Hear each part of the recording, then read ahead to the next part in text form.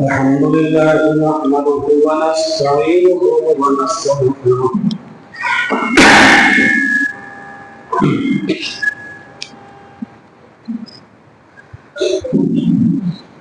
ونعوذ بالله من شرور أنفسنا ومن سيئات أعمالنا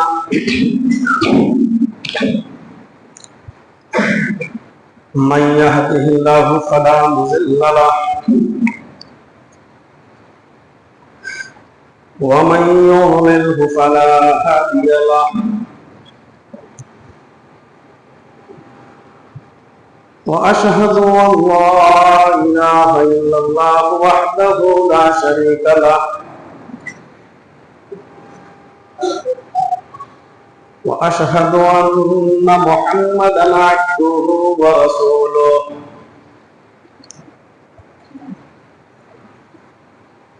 أما بعد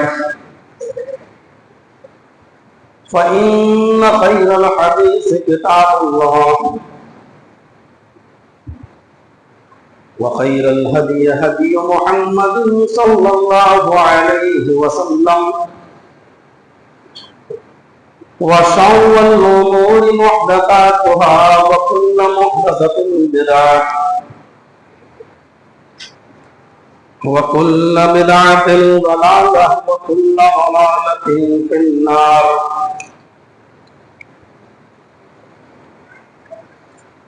أعوذ بالله من الشيطان الرجيم. بسم الله الرحمن الرحيم.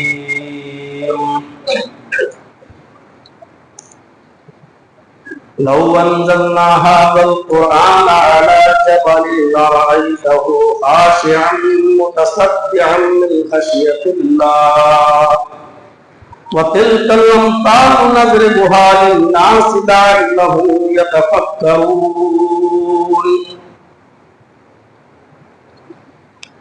رب اشرح لي صدري ويسر لي أمري واحلل عقدة من لساني يفقهوا قولي.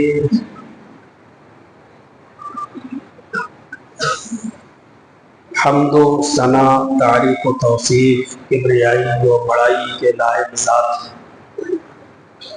اللہ سبحانہ و تعالیٰ کی ہے جو وحدہ لا شریک ہے، جو رب العالمین ہے، جو احکم الحاکمین ہے،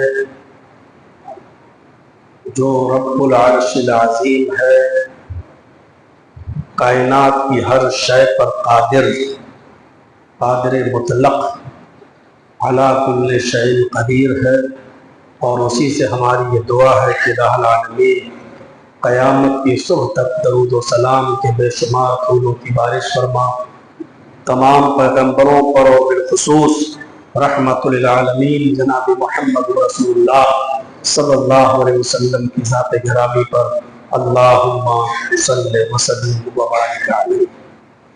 حاضرین جمعہ، جامع مسجد سراج العلوم السلفیہ جھنڈا نگر نیپال اور اس کے اطراف و اکناف سے تشریف لائے ہوئے معزز سامعین حضرات، جمعہ کا خطبہ انتہائی مختصر ہوتا ہے اور ہونا بھی چاہیے. نبی اکرم صلی اللہ علیہ وسلم کی حدیث یہی ہے، اور آپ نے عقل مندی اور دانش مندی کا یہ ایک سبب بھی بتایا ہے. آپ نے فرمایا ہے کہ عقل مند اور دانش مند انسان وہ ہے جو لوگوں کی ضروریات کو سامنے رکھتے ہوئے جمعہ کا خطبہ مختصر دے. ناظم صاحب کے اصرار پر آج اپنے مادر علمی میں جامعہ سراج العلوم السلفیہ جھنڈا نگر کی اس وسیع و عریض مسجد میں مجھے جمعہ کا خطبہ دینے کا موقع مل رہا ہے.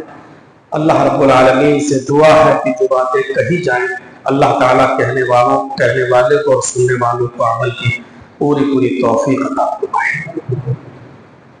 جہاں اللہ تبارک و تعالیٰ نے ہمارے اور آپ کے اوپر بے شمار انعامات و احسانات کیے ہیں، ان میں ایک عظیم احسان یہ ہے کہ اس نے ہمیں اور آپ کو قرآن کریم جیسی ایک عظیم کتاب، ایک بین الاقوامی دستور الحیات ہمیں اور آپ کو عطا فرمایا ہے، اور جس کی سب سے بڑی خصوصیت یہ ہے کہ یہ قیامت کی صبح تک تمام سہولی و سنجو کی طاقتیں مل کر بھی اگر اس کو مٹانا چاہیں اور ختم کرنا چاہیں تو اس کو مٹا نہیں سکتی اور ختم نہیں کر سکتی۔ قرآن کریم کو مٹانا تو بہت دور کی بات، قرآن کریم کا ایک لفظ بلکہ ایک نقطہ بھی ادھر سے ادھر نہیں کر سکتی۔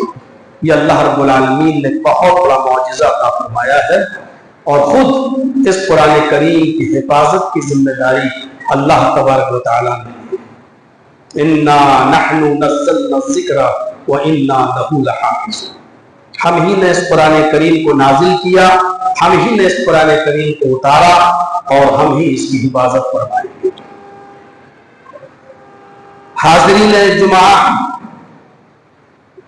قرآن کریم ایک ایسی مقدس کتاب ہے، جب آپ دیگر مذاہب کو سامنے رکھیں گے اور دیگر مذاہب کی کتابوں کا مطالعہ کریں گے تو آپ، اور اس کے ساتھ قرآن کریم کی جب اسٹڈی کریں گے اور اس کو عمیق نظر میں، گہری نظر سے جب آپ پڑھیں گے تو آپ دیکھیں گے کہ قرآن ان سوالوں کا جواب دیتا ہے جو ہمیں دیگر مذاہب کی کتابوں میں سوالات کے جواب نہیں دیتے۔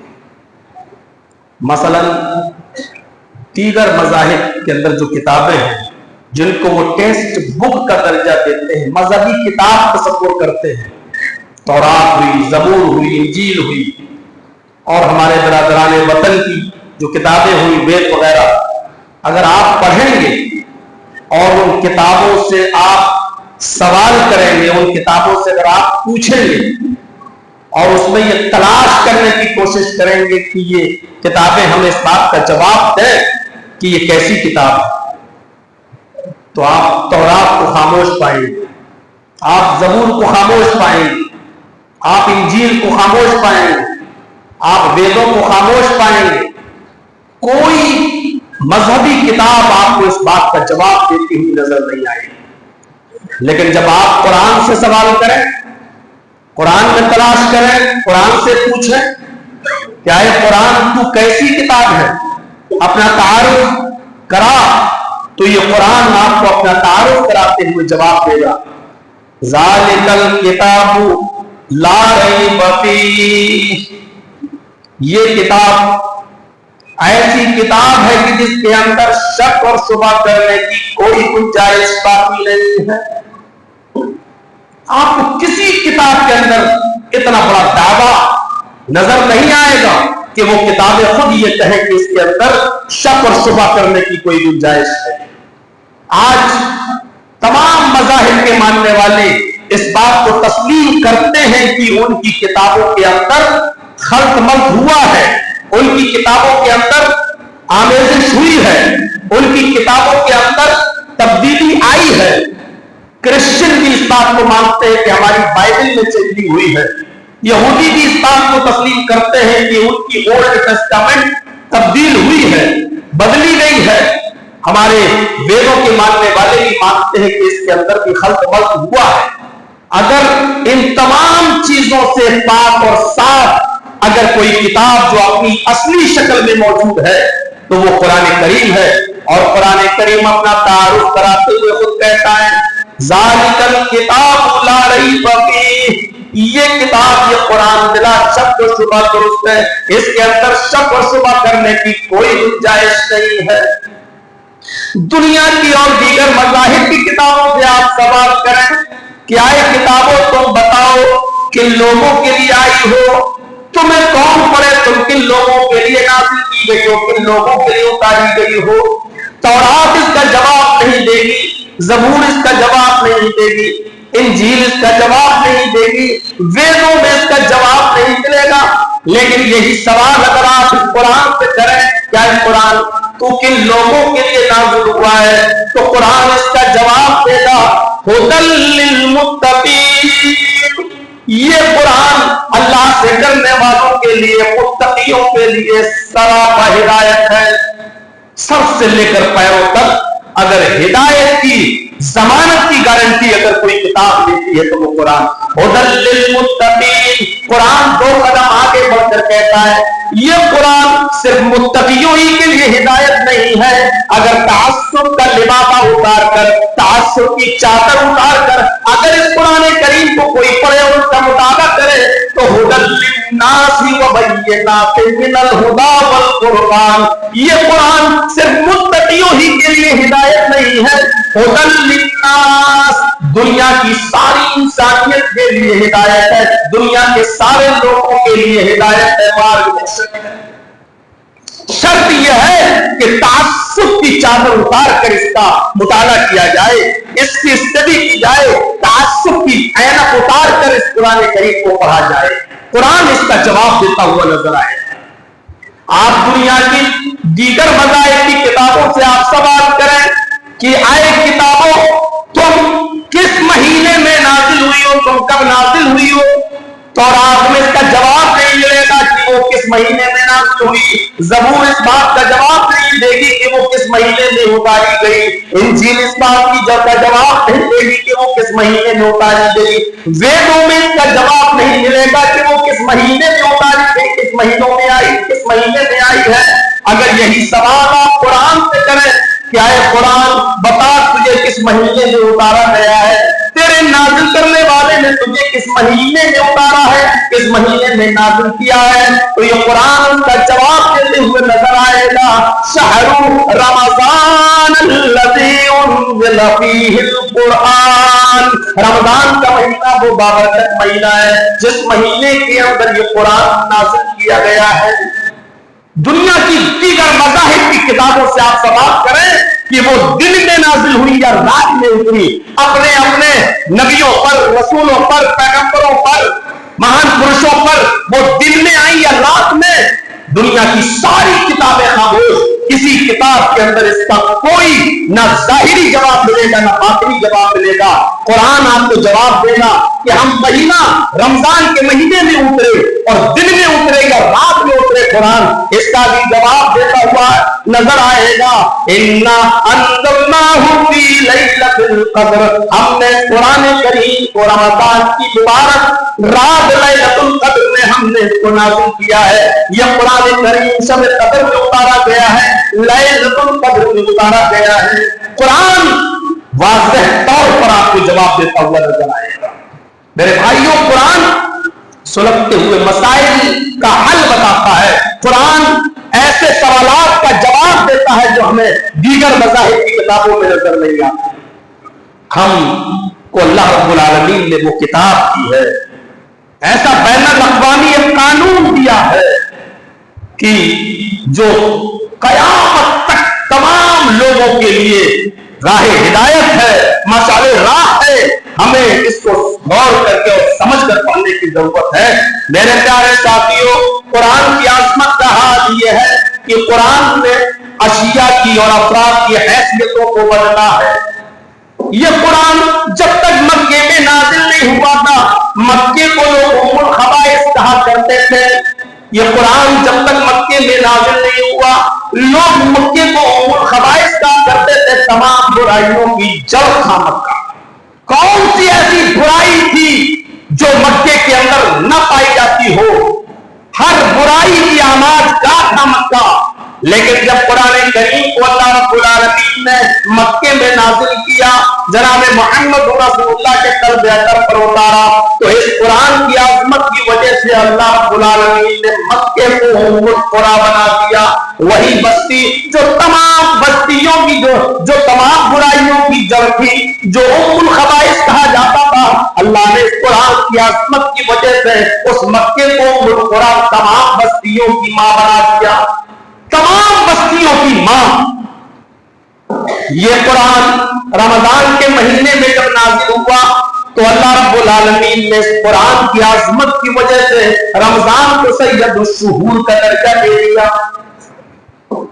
رمضان کی تو ایک عام مہینہ ہے، 29-30 دنوں کے جو اور مہینے ہوتے ہیں، رمضان بھی 29-30 دن کا ایک مہینہ ہے، لیکن تمام مہینوں کا سردار کہلاتا ہے۔ رمضان کو تمام مہینوں کی سرداری کا اور سرتاج ہونے کا درجہ اس قرآن کریم کی عظمت کی وجہ سے ملا، کیونکہ اس مہینے کے اندر اللہ رب العالمین نے قرآن کو نازل کیا ہے۔ اس قرآن کی عظمت نے رمضان کو سید الشہور بنا دیا، تمام مہینوں کا سردار بنا دیا۔ یہ ہے قرآن کی عظمت، جس مہینے میں نازل ہو وہ مہینہ سید الشہور بن جائے، جس بستی میں نازل ہو وہ بستی ام القری بن جائے، اور مہینے کی جس رات میں یہ قرآن نازل ہو وہ رات لیلۃ القدر خیر من الف شہر، 1000 مہینوں کی عبادت سے بہتر ہو جائے۔ اللہ نے فرمایا ہم نے قرآن کریم کو لیلۃ القدر میں اتارا، اور اے محمد صلی اللہ علیہ وسلم آپ کیا جانے لیلۃ القدر کیا ہے؟ آپ کو اس بات کا کیا علم ہے کہ لیلۃ القدر کیا ہے؟ آپ کیا جانے کہ لیلۃ القدر کیا؟ وما ادراک ما لیلۃ القدر، یعنی لیلۃ القدر کی ایک عظمت کی طرف اشارہ کیا جا رہا۔ آپ کو کیا خبر کہ لیلۃ القدر کیا ہے؟ لیلۃ القدر خیر من الف شہر، لیلۃ القدر 1000 مہینوں کی عبادت سے بہتر۔ 1000 مہینوں کے اگر آپ سال بنائیں تو 83 یا 84 سال بنتے ہیں تقریباً، 83 یا 84۔ میرے بھائیوں اگر آپ ڈیوائڈ کریں 12 سے 12 سے تو 83 یا 84 سال بنتے ہیں۔ قرآن کی عظمت کا اندازہ لگائیے کہ جس رات میں نازل ہو رہا ہے، اللہ رب العالمین اس رات کو 1000 مہینوں کی عبادت سے بہتر قرار دے رہا ہے۔ لیلۃ القدر خیر من الف شہر، شب قدر کا جاگ لینا، لیلۃ القدر کا احترام کر لینا، اس میں شب بیداری کر کے اللہ کی عبادت کرنا 1000 مہینے کی عبادت سے بہتر ہے۔ ایک انسان کی عمر اتنی نہیں ہے، اب 60 سال 70 سال 80 سال تک بہت مشکل سے لوگ جیتے ہیں، اور اس کے بعد میں مر جاتے ہیں، دنیا چھوڑ کے چلے جاتے ہیں۔ غور کیجئے کہ ایک شب قدر کی عبادت، ایک رات کو جاگ لینا 83 یا 84، یعنی ایک دیکھا جائے تو ایک زندگی، عام طور پر ایک انسان کو جتنی زندگی ملتی ہے اس زندگی کے برابر، یعنی 83 یا 84 سال۔ اور اس مقام، اس رات کو یہ درجہ دینے والی اگر کوئی چیز ہے کوئی تو وہ ہے قرآن۔ یہ ہے قرآن کی عظمت، یہ ہے قرآن کا مقام و مرتبہ۔ لیلۃ القدر جس نے اس رات کو 1000 مہینوں کی عبادت سے بہتر بنا دیا۔ اتنا ہی نہیں میرے بھائیوں، جبرائیل موسیٰ علیہ السلام پر تورات لائے، عیسیٰ علیہ السلام پر انجیل لے کر اترے، داؤد علیہ السلام پر زبور لے کر اترے۔ جبرائیل کی حیثیت ایک عام فرشتے کی تھی، ایک عام فرشتے کی تھی، جیسے اور فرشتے ویسے ہی جبرائیل علیہ السلام۔ لیکن جب اللہ تبارک و تعالیٰ نے قرآن کریم دے کر جب محمد رسول اللہ صلی اللہ علیہ وسلم کے پاس بھیجا تو جبرائیل جب قرآن لے کر آئے اور نبی اکرم صلی اللہ علیہ وسلم کے قلب اطہر پر اتارا، آپ کو بتایا، آپ کے اوپر قرآن کی وحی نازل کی گئی، تو اس قرآن کی وحی نے قرآن کو لے کر آنے کی وجہ سے اللہ رب العالمین نے جبرائیل کو سید الملائکہ کا درجہ دے دیا۔ حضرت جبرائیل کو تمام فرشتوں کا سردار بنا دیا، حضرت جبرائیل کو تمام فرشتوں کا سردار قرار دے دیا گیا اس قرآن کی عظمت کی وجہ سے۔ ہم اور آپ اس قرآن کریم کی عظمت کو سمجھ نہیں پا رہے ہیں، پڑھتے ہیں تو سرسری طور پر بس سمجھ لیا کہ ہم نے بہت بڑا کارنامہ انجام دے دیا ہے۔ میرے بھائیوں ابھی رمضان کا مہینہ جو گزرا ہے، کسی نے 3 قرآن پڑھے، کسی نے 4 قرآن پڑھے، کسی نے 5 قرآن ختم کیے، اور بڑا فخر کے ساتھ کہا کہ میں نے اتنے قرآن کی تلاوت کی ہے، اتنا قرآن ہم نے پڑھ لیا ہے۔ جبکہ قرآن کریم کو سمجھنا ضروری تھا، اس کی عظمت اور اس کے مقام و مرتبے کو پہچاننا ضروری تھا۔ یہ قرآن جبرائیل لے کر نازل ہوتے ہیں تو اللہ تبارک و تعالیٰ اس قرآن کی عظمت کی وجہ سے جبرائیل کو سید الملائکہ کا درجہ دیتا ہے۔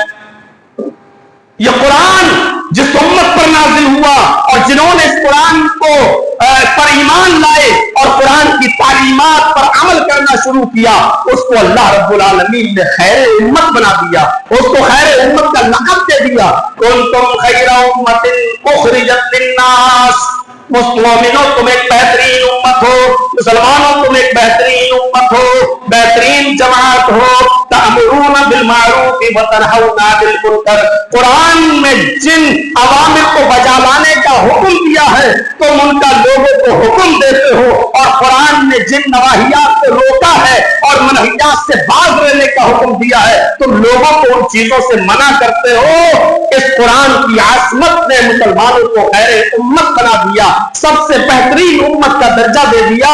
اور یہ قرآن جس نبی کے اوپر نازل کیا گیا، جس نبی کے اوپر اتارا گیا، جس نبی کے قلب اطہر پر نازل کیا گیا، اس قرآن کی عظمت کی وجہ سے اللہ تبارک و تعالیٰ نے اس نبی کو سید الانبیاء کا لقب دے دیا، سید الانبیاء بنا دیا، تمام پیغمبروں کا سردار بنا دیا۔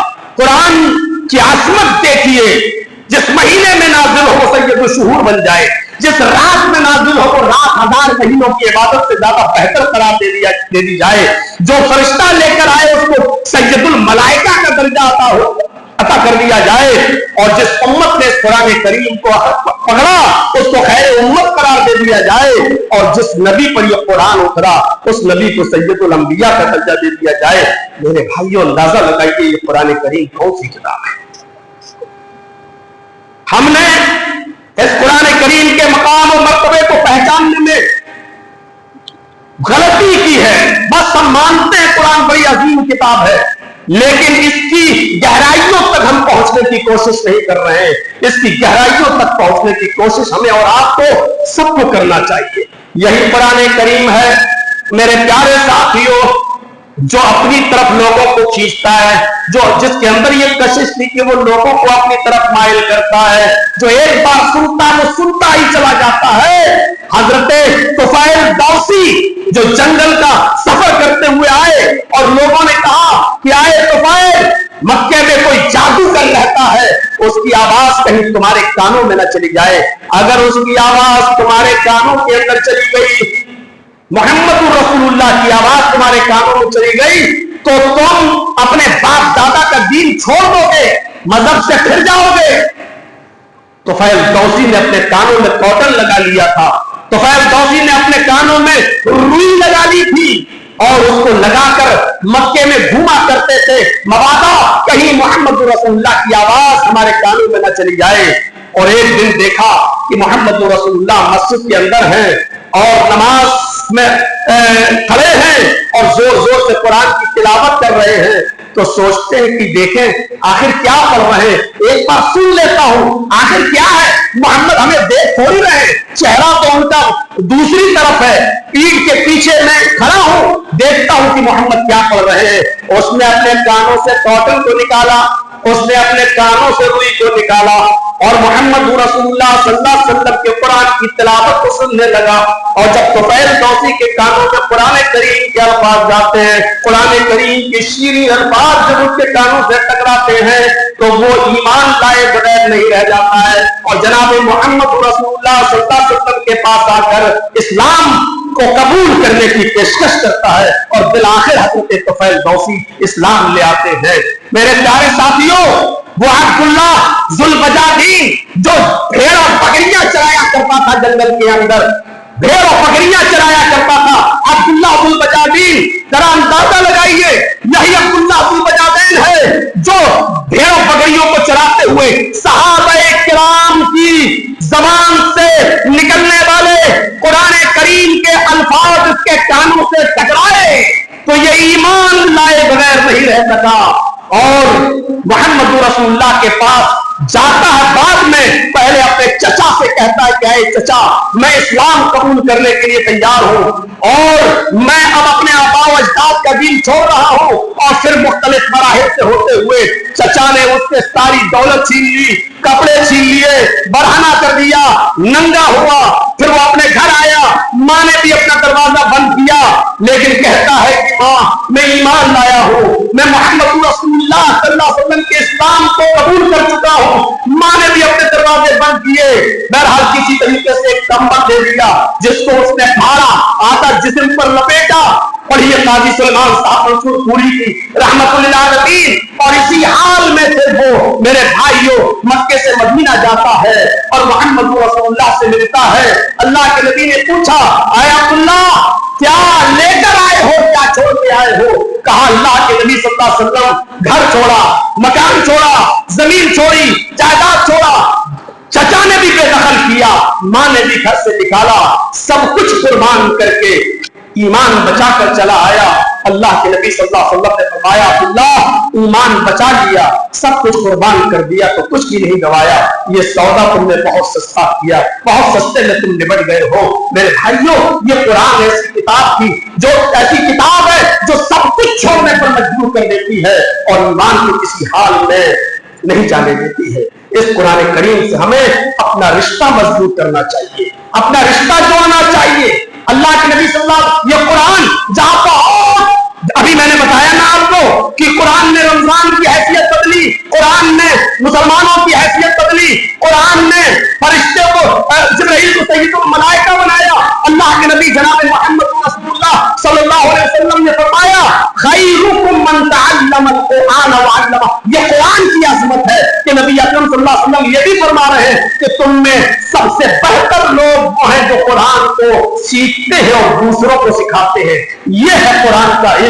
सीखने वाले भी सबसे अफजल और सबसे अच्छे और सिखाने वाले भी सबसे आला तरीन। कुरान का सीखना भी, जो सीखता है वो भी सबसे अच्छा। मैं ये नहीं कह रहा हूं कि आप सिर्फ कुरान का इल्म हासिल करें, फिजिक्स ना पढ़ें, केमिस्ट्री ना पढ़ें और आप ज्योग्राफिया ना पढ़ें। कुरान करीम ने और अल्लाह के रसूल ने कभी आपको दूसरी तालीम हासिल करने से मना नहीं किया है, लेकिन कुरान करीम का इल्म ये मुकद्दम है, ये अफजल है और ये फर्ज़ ऐन है। तलबुल इल्मी फरीज़तुन अला कुल्लि मुस्लिम। अल्लाह के नबी सल्लल्लाहु अलैहि वसल्लम ने फरमाया, इल्म दीन का हासिल करना ये फर्ज है। दीन का इल्म इतना हमें और आपको हासिल होना चाहिए कि हम अपने मसाइल को देख सकें और हम उनको हल कर सकें। मना नहीं कर रहा हूं, आजकल इंग्लिश पढ़ना भी जरूरी है, सारी जबानें सीखना भी जरूरी है। सन 1990 में, सन 1980 में लाहौर में पाकिस्तान के एक बहुत बड़ा एक आलमी कॉन्फ्रेंस हुई थी और उस आलमी कॉन्फ्रेंस के अंदर जिज्जत उलमा और अरब उलमा भी वहां गए हुए थे और वहां पंजाबी लैंग्वेज के अंदर जब कुरान करीम के ट्रांसलेट करके उनको तकसीम किए गए तो बहुत से लोगों ने जब देखा कि उनकी जबान में कुरान करीम ट्रांसलेट होकर आ गया है तो उन्होंने उसको पढ़ा और इस्लाम कबूल किया। तो वो सारे लोग जो नए मुसलमान हुए थे वो लाहौर के अंदर जमा हुए और उन्होंने उलमा से सवाल किया। जो नए मुसलमान हुए थे लाहौर में, उन्होंने उलमा से सवाल किया कि अभी तक ये कुरान का तर्जमा हमारी जबान में नहीं था, इसलिए हम लोग इस्लाम नहीं ला सके, कुरान को पढ़ नहीं सके और समझ नहीं सके। और जब हमारी जबान में कुरान करीम का तर्जमा होकर आया, हमने इसको पढ़ा और हमने समझा। पढ़ने के बाद और समझने के बाद हम इस नतीजे पर पहुंचे कि इस्लाम कबूल करना चाहिए। हमने तो इस्लाम कबूल कर लिया। मेरे प्यारे साथियों, उनका सवाल ये था कि हमारे आबाओ अजदाद जो हालत कुफ्र में मर गए, उनका क्या होगा? वो जन्नत में जाएंगे या जहन्नम में जाएंगे? आप कहोगे जहन्नम में, तो क्यों? जब हमारी जबान अरबी नहीं थी, हम अरबी जानते नहीं थे, हम अरबी समझते नहीं थे, हमारी जबान में कुरान का ट्रांसलेट नहीं हुआ था और तर्जुमा नहीं हुआ था, तो हमारे आबाओ अजदाद ने जब कुरान पढ़ा ही नहीं, उसको समझा ही नहीं और वो मर गए, तो वो जन्नत में जाएंगे या जहन्नम में? उस वक्त मुझे याद है वो अल्लामा इहसान इलाही ज़हीर रहमतुल्लाह अलैह ने अपने किताब में कहा था कि हम लोग उस मौके पर शद्दर रह गए और शर्मिंदगी का एहसास हुआ और अपनी कमजोरी का इकरार करते हुए हम लोगों ने कहा कि हम लोगों का बहुत बड़ा कसूर है, गलती नहीं कि हम लोग आपकी जबान पे कुरान करीम का ट्रांसलेट नहीं कर सके और उसको आपकी जबान आप तक नहीं पहुंचा सके। तो मेरे प्यारे साथियों, आज जरूरत है कुरान करीम को हर जबान में ترجمہ کر کے اور اس زبان کے جاننے والوں تک پہنچایا جائے۔ قرآن کریم وہ کتاب ہے کہ حضرت عبداللہ ابن عباس رضی اللہ تعالیٰ کو جب کم عمر تھے، چھوٹی عمر میں، کم سنی میں، لیکن حضرت عمر فاروق جب مجلس شورا بلایا کرتے تھے، مجلس شورا بلایا کرتے تھے، اور بڑے بڑے اجلا صحابہ جب حضرت عمر فاروق کی اس شورا میں بیٹھا کرتے تھے اور مشورے ہوا کرتے تھے تو عبداللہ ابن عباس وہاں جایا کرتے تھے۔ بڑے بڑے صحابہ کرام نے حضرت عمر فاروق سے کہا کہ آپ ان کو کیوں اپنی محفل میں بلاتے ہو، ان کو کیوں اپنی مجلس میں بلاتے ہو، یہ تو کمسن ہے، یہ تو بچے ہیں۔ تو حضرت عمر فاروق رضی اللہ عنہ نے فرمایا کہ نہیں، یہ بچے نہیں، اللہ کے نبی صلی اللہ علیہ وسلم نے ان کے لیے دعا کی تھی کہ اللہ قرآن تو نے نازل تو میرے اوپر کیا ہے، لیکن قرآن کی فقہ اور قرآن کی سمجھ عطا فرما عبداللہ کو، قرآن کی فقہ اور سمجھ عطا فرما عبداللہ کو۔ تو یہ قرآن کے اچھے قاری ہیں اور قرآن ان کو اچھا خاصا یاد ہے، لہٰذا یہ ہماری مجلس شورا میں آئیں گے۔ قرآن کی عظمت نے حضرت عبداللہ ابن عباس کو حضرت عمر فاروق کی مجلس شورا میں بھیجا۔ آپ اندازہ لگائیے کہ کم سے 9 بچے نکل جا رہے ہیں۔ حضرت عمر ابن سلمہ کا واقعہ آپ کو یاد ہوگا، جس کو امام بخاری نے نقل کیا۔ کم سنی کے عالم میں چھوٹے بچے ہیں، لیکن بڑے بڑے صحابہ ان کے پیچھے نماز پڑھا کرتے تھے، اور وہ مصلی امامت پر کھڑے ہو کر بڑے بڑے صحابہ کو نماز پڑھایا کرتے تھے۔ اور پوچھا گیا کہ تمہیں صرف ایک بچہ ہی ملا ہے جس کے پیچھے تم نماز پڑھتے ہو؟ بڑے بڑے صحابہ اس کے پیچھے نماز پڑھ رہے ہیں۔ تو کہا گیا کہ ان کے پیچھے ہم نماز اس لیے پڑھتے ہیں کیونکہ یہ قرآن کا اچھا قاری ہے، قرآن کا اچھا حافظ ہے، قرآن اچھا یاد ہے۔ یہ ہے قرآن کی عظمت جس نے ایک بچے کے پیچھے بڑے بڑے صحابہ کو نماز پڑھنے پر مجبور کیا ہے۔ میرے پیارے ساتھیوں، ہمیں سوچنا چاہیے اور غور کرنا چاہیے۔ حضرت نافع ابن عبد الحارث الخزائی کا وہ واقعہ آپ نے سنا ہوگا، جس کو امام مسلم نے مسلم شریف کے اندر درج کیا ہے، لائے ہیں۔ وہی نافع ابن عبد الحارث الخزائی ہے۔ ان کو پتا چلا کہ حضرت عمر فاروق رضی اللہ تعالیٰ عنہ مقام عسفان میں آئے ہوئے ہیں، تو ان سے ملنے کے لیے گئے، اور جب ان سے ملنے کے لیے گئے تو مکے کا جانشین، اپنا جانشین، اپنے آزاد کردہ غلام ابن ابزہ کو بنا دیا، ابن ابزہ کو بنا دیا، اور خود مقام عسفان پہنچ گئے۔ حضرت عمر فاروق رضی اللہ تعالیٰ عنہ سے انہوں نے ملاقات کی۔ حضرت عمر فاروق نے خندہ پیشانی سے ملاقات کرنے کے بعد سوال کیا کہ آئے نافع، تم تو ادھر آئے ہو، ہم سے ملاقات کرنے آئے ہو، پھر مکے کی بات دور کس کے ہاتھ میں لے کر آئے ہو؟ مکہ کون سنبھال رہا ہے؟ مکے کی ذمہ داری کس کو سونپی ہے؟ کون ہے جو مکے کو دیکھ رہا ہے؟ تو حضرت نافع بن عبد الحارث الخزائی نے کہا، امیر المومنین آپ اس کی فکر نہ کریں، میں نے اپنے ابزہ کو میں نے مکے کا جانشین بنا دیا، اپنا جانشین بنایا ہے، میں ان کو چھوڑ کر آیا ہوں۔ حضرت عمر فاروق نے کہا، آئے نافع، ابن ابزہ وہ تو تمہارا غلام تھا، اپنے آزاد کردہ غلام کو، ایک معمولی آدمی کو تم نے اتنی بڑی ذمہ داری سونپ دی ہے، اتنی بڑی ذمہ داری مکے کی بات دور اس کے ہاتھ میں تم نے سونپ دی ہے، ایسا آپ کو نہیں کرنا چاہیے۔ تو حضرت نافع بن عبد الحارث نے جو جواب دیا، آئے اب تک جامعہ سراج العلوم میں پڑھنے والے عزیز طلبہ مبارک بادی کے لائق ہیں، آپ جو قرآن کریم جیسے چیز کو حاصل کر رہے ہیں، اس کا علم سیکھنے کے لیے آپ یہاں آئے ہیں۔ حضرت نافع بن عبد الحارث الخزائی کا جواب یہ تھا، امیر المومنین میں نے ایسے ہی ان کو مکے کا گورنر نہیں بنایا، میں نے مکے کی باغدور نہیں دی، بلکہ میں نے اپنے ابزہ میں صلاحیت دیکھی ہے، ایک قابلیت دیکھی ہے، اور وہ صلاحیت یہ ہے کہ انہ قاری لکتاب اللہ، انہ قاری لکتاب اللہ وعالم بالفرائض۔ نافع نے عبد الحارث الخزائی نے کہا کہ میں نے اپنے ابزہ کے اندر یہ صلاحیت دیکھی ہے کہ وہ اللہ کی کتاب کا بہترین قاری ہے، اللہ کی کتاب یعنی قرآن کو اچھے انداز میں پڑھتا ہے، وہ عالم بالفرائض، اور فرائض کا زبردست علم رکھتا ہے، فرائض پر اس کو عبور حاصل ہے، اس لیے میں نے ابن ابزہ کو اپنے آزاد کردہ غلام کو مکے کا گورنر بنایا ہے، جانشین بنایا ہے۔ میرے بھائیوں، حضرت عمر فاروق نے جب یہ الفاظ नाफे, फिर तुमने गलती नहीं की है। ऐ नाफे, हमने तुम्हारे नबी जनाब मोहम्मद रसूलुल्लाह को ये फरमाते हुए सुना है, इन्नल्लाह यरफउ बिहाज़ल किताबि अक़वामन व यज़उ बिही आख़रीन, कि अल्लाह रब्बुल आलमीन इस कुरान करीम पर अमल करने की वजह से कौमों को तरक्की देता है। इस कुरान करीम को तस्लीम कर लेने के बाद और इसके अहकाम पर अमल करने की वजह से अल्लाह कौमों को बुलंदी और इज्जत देता है, और इस कुरान करीम को छोड़ देने की वजह से कौमों को रुस्वा और जलील कर देता है, उनको ख्वार कर देता है। अगर इब्न अब्सा में ये सलाहियत देती है तो ये तुमने गलती नहीं की है, बहुत अच्छा किया है। एक आजाद करता गुलाम को मक्के का गवर्नर सिर्फ इसलिए बनाया क्योंकि वो कारियुन किताबिल्लाह, अल्लाह की किताब का, ये कुरान का अच्छा कारी है।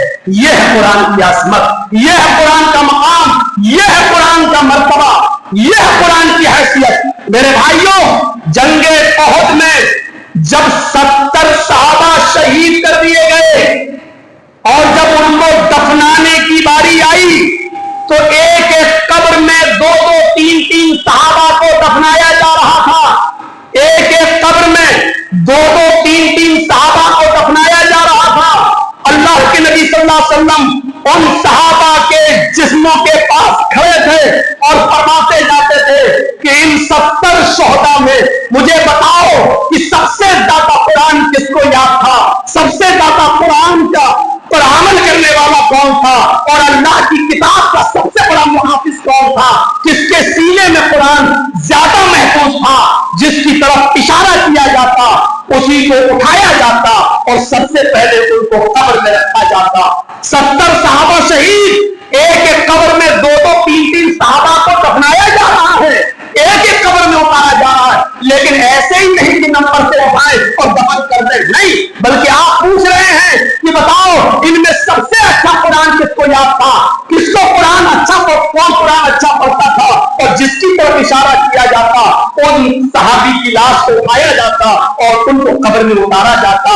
यानी कुरान की वजह से उस सहाबी को यह इज्जत मिल रही है कि कुरान जिसको ज्यादा याद उसको उठाकर दफन किया जा रहा है, पहले नंबर उसका पहले आ रहा है। ये कुरान की अजमत को हमें और आपको समझना होगा। अल्लाह के नबी जनाब मोहम्मद रसूलुल्लाह सल्लल्लाहु अलैहि वसल्लम ने हमें और आपको सबको हुक्म दिया है, सारे मुसलमान जो भी कुरान करीम को तस्लीम करते हैं और मानते हैं, इक़राउल कुरान फ़इन्नहु याती यौमल क़यामति शफ़ीअन लिअस्हाबिही। मुस्लिम शरीफ की हदीस के अल्फाज है, अल्लाह के नबी जनाब मोहम्मद रसूलुल्लाह सल्लल्लाहु अलैहि वसल्लम ने फरमाया कि लोगों तुम कुरान की तिलावत किया करो, लोगों तुम कुरान को पढ़ा करो, इक़राउल कुरान, कुरान की तिलावत करो, पढ़ो, फ़इन्नहु याती यौमल क़यामति शफ़ीअन लिअस्हाबिही, इसलिए कि क़यामत के दिन कुरान अपने पढ़ने वाले की सिफारिश करेगा, अपने पढ़ने वाले की सिफारिश करेगा। अल्लाह रब्बुल आलमीन के दरबार में अल्लाह इसको ज़बान देगा और अपने कारी की और अपने पढ़ने वाले की सिफारिश करेगा कि अल्लाह ये मेरी तिलावत किया करता था, ये मुझे पढ़ा करता था, और अल्लाह को इसको बख्श दे। और अल्लाह तबारक व तआला कुरान की सिफारिश को कबूल करके अपने कारी यानी पढ़ने कुरान के पढ़ने वाले को बख्श देगा और उसको जन्नत का मुस्तहिक बना देगा। इसलिए कुरान करीम की तिलावत हमारी और आपकी सबकी जिम्मेदारी है, उसको सोच कर और समझ कर करना चाहिए। अबुल कलाम आज़ाद रहमतुल्लाह ने एक जगह नकल किया है कि हज़रत हस्सान इब्न साबित ने एक मर्तबा खाने काबा की दीवार पर सूरह कौसर लिख दी। मुकाबला होता था कि कौन अच्छे अशार पढ़ता है। जो अच्छे अशार जिसके साबित हो जाते थे उसको इनाम दिया जाता था, उसको इनाम से नवाजा जाता था। तो हस्सान इब्न साबित एक बार गए और उन्होंने खाने काबा की दीवार पर लिख दिया, इन्ना आतैना कल कौसर फसल्लि लिरब्बिका वनहर इन्ना शानिअका हुवल अब्तर। ये लिख दिया और चले आए। अब जो लोग गए देखा है, जो शायर थे अरब के अंदर जिनका शायराना मिजाज था, उन्होंने देखा कि ये कैसे अशार है। हस्सान इब्न साबित नीचे नाम पड़ा हुआ, ये कैसे अशार हैं। इन्ना आतैना कल कौसर फसल्लि लिरब्बिका वनहर, हाँ वजन तो बैठ रहा है, लेकिन 2 लाइन का एक शेर होता है तो 3 ही लाइनें हैं। इन्ना आतैना कल कौसर फसल्लि लिरब्बिका वनहर, شعر مان لیا جائے تو اِنَّ شَانِئَكَ هُوَ الْأَبْتَرُ، اس کے بعد چوتھی لائن کہاں چلی گئی؟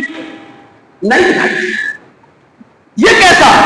اچھا چوتھی لائن نہیں ہے تو کیا فرق پڑتا ہے؟ بات تو پوری ہو رہی ہے۔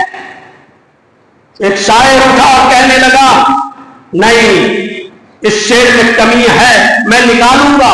اس کو مہلت دے دی گئی، ایک دن ایک رات کی، پوری رات اپنے سر کو کھپاتا رہا، لگا رہا، ڈھونڈتا رہا کمی، لیکن اس کو کوئی کمی نہیں ملی۔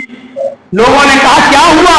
حسان ابن ثابت کو انعام دیا جائے، آج تک اس شعر میں کوئی کمی نہیں نکال سکا، تم سب سے بڑے شاعر ہو، تم بھی کوئی کمی نہیں نکال سکے۔ اس نے کہا ایک کمی ہے، مجھے ایک دن کی اور مہلت دیجیے، کل تک میں بتاتا ہوں۔ اور مہلت دے دی گئی، اور جب وہ دن بھی گزر گیا تو اس نے چوتھی لائن کا اضافہ کر دیا، یعنی ان میں کمی تو نہیں نکالی لیکن ایک چوتھی لائن اس کے نیچے لکھ دی، اِنَّا أَعْطَيْنَاكَ الْكَوْثَرَ فَصَلِّ لِرَبِّكَ وَانْحَرْ اِنَّ شَانِئَكَ هُوَ الْأَبْتَرُ۔ تین لائنوں کے بعد اس نے نیچے ایک لائن اور لکھ دی، مَا هَذَا كَلَامُ الْبَشَرِ۔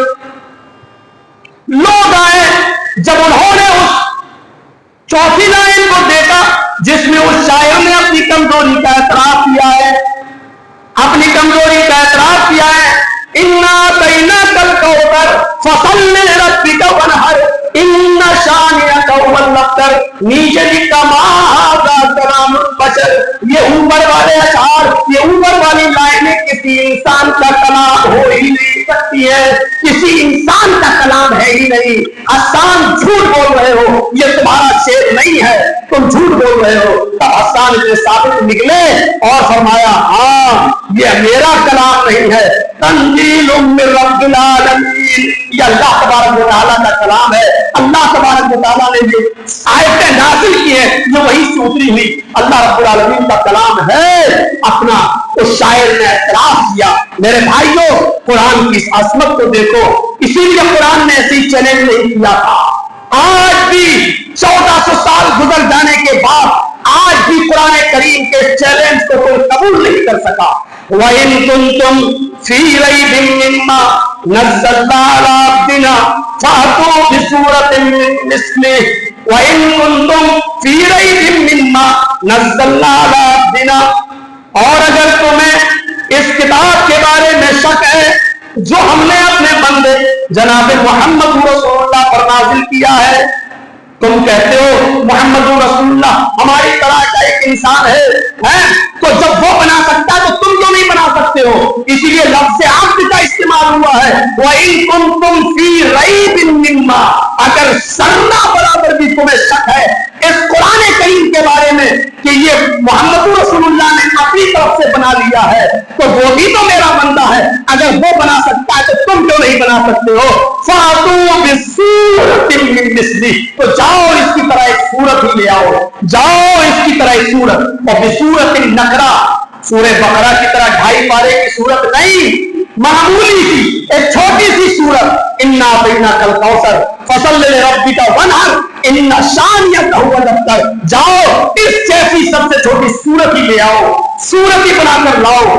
آج بھی بہت سے یہودی عربی بولتے ہیں، بہت سے عیسائی جن کی زبان عربی ہے، لیکن آج تک عربی زبان ہونے کے باوجود قرآن کریم کی سورت اِنَّا أَعْطَيْنَاكَ الْكَوْثَرَ فَصَلِّ لِرَبِّكَ وَانْحَرْ اِنَّ شَانِئَكَ هُوَ الْأَبْتَرُ، اس کے مثل کوئی سورت بھی نہیں بنا سکے، ایک آیت بھی نہیں بنا سکے۔ قرآن کریم کا یہ چیلنج جو 1400 سال پہلے تھا آج بھی وہ چیلنج ہے اور قیامت کی صبح تک رہے گا۔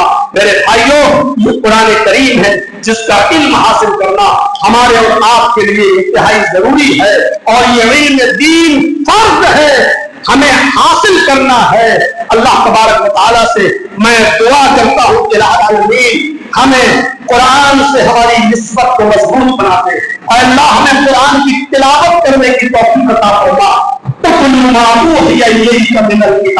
اللہ نے کہا تلاوت کرو، عربی زبان میں تلا یتلو کے معنی ہوتے ہیں پیچھے پیچھے چلنا، پیچھے پیچھے چلنا، اور عرب کے اندر تلون اس اونٹنی کے بچے کو کہا جاتا ہے جو بچہ اپنی ماں کے پیچھے پیچھے چلتا ہے۔ اور ماں جہاں جا رہی بچہ اس کے پیچھے پیچھے چلتا ہے، اس بچے کو عرب کہتے ہیں کہ دل، یعنی یہ اپنی ماں کے پیچھے پیچھے چلنے والا بچہ ہے، اور جب اپنی ماں کے پیچھے پیچھے چلتا ہے تو بڑے خطرناک جانوروں سے محفوظ رہتا ہے، اور کوئی خطرناک جانور اس پر حملہ نہیں کر پاتا ہے۔ اسی دل سے بنا ہے تلاوت، جس طریقے سے بکری کا یا اونٹنی کا بچہ اپنی ماں کے پیچھے پیچھے چل کر خطرناک جانوروں سے محفوظ رہتا ہے، اسی طریقے سے اگر آپ قرآن کے پیچھے پیچھے چلیں گے اور اس کی تلاوت کریں گے تو آپ بھی دنیا کی ساری بدمعاش قوت کے شخص محفوظ رہیں گے، اور دنیا کی کوئی طاقت ہمارا کچھ نہیں کر سکتی ہے۔ جیسے ماں خطرناک جانور کے سامنے آ کر کھڑی ہو جاتی ہے اور اپنے بچے کا دفاع کرتی ہے، اس کو بچاتی ہے، ایسی قرآن کی تلاوت کرنے والا شخص، قرآن کے پیچھے چلنے والا شخص، قرآن اس کا دفاع کرتا ہے، قرآن کا دفاع اللہ دفاع کرتا ہے اور اللہ اس کی حفاظت کرتا ہے۔ تو جس طرح بچہ اپنی ماں کے پیچھے پیچھے چلتا ہے، اسی طریقے سے ہمیں بھی قرآن کے پیچھے پیچھے چلنا چاہیے اور اس کی اتباع کرنا چاہیے۔ اللہ تبارک و تعالیٰ سے دعا ہے کہ الہ العالمین ہمیں قرآن کی تلاوت کی توفیق عطا فرما، قرآن کے ساتھ ہمارے رشتے کو مضبوط بنا دے، اور اے اللہ ہمیں اور ہمارے بچوں کو بھی قرآن کی تلاوت کا شوقین بنا دے۔ ہمارے اہل و عیال، ہم سب کے اہل و عیال کو، بچوں کو بھی اللہ قرآن سے ہمیں منسلک ہونے اور اس سے جڑنے اور اس سے ہمارا رشتہ مضبوط بنا دے۔ اے اللہ جب تک تو ہمیں زندہ رکھ، اسلام کو زندہ رکھنا، اور جب ہمارا خاتمہ ہو تو ایمان پر ہمارا خاتمہ فرمانا۔ وما علینا الا البلاغ المبین، وآخر دعوانا الحمد للہ رب العالمین۔